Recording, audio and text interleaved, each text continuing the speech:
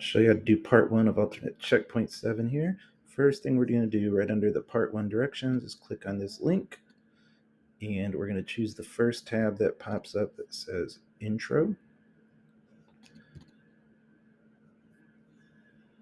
And we're also going to grab the protractor here, and for now just put it out here so it's on our screen.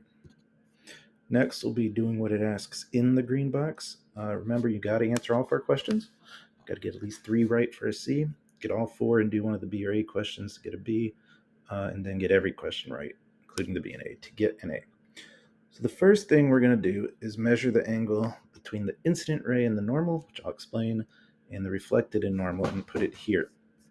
Hopefully you read this, and if you did, the background says the incident ray is the light before it hits the mirror, in this case the water, and the reflected ray bounces off.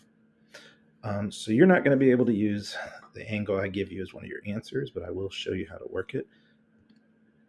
All right, press the red button on the laser to turn it on, and make sure this little black line in the protractor lines up perfectly with the dotted line here.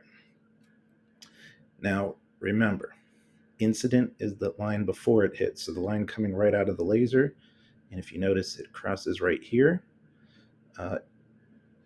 Each big line is 10, each little line is 5, so this is 30, 35, 40, and it's right on the next line, so this is a 40-degree angle for my answer, incident ray angle 1. Remember, incident is before it bounces.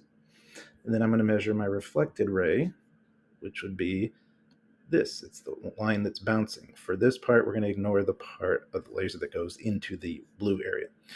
So I do the same thing. I find out what this is, and I record that as my reflected line 1. Then I'm going to just move this. You'll have to do 2 different spots, not my 45-degree. So you can move it here, measure it. You'd be measuring this for the incident, this for the reflected. Move it high or low, it doesn't matter. And always the darker one's going to be incident, and that will be reflected. Once you've done that, question 2, hopefully you know it from your answers in question 1, but if not, there is video help here to help you answer it. If you don't know or remember what reflection is, here's a video to help you with that as well. And if you don't remember what I said about incident and reflected ray, go back to that background information and answer it there. And then there's your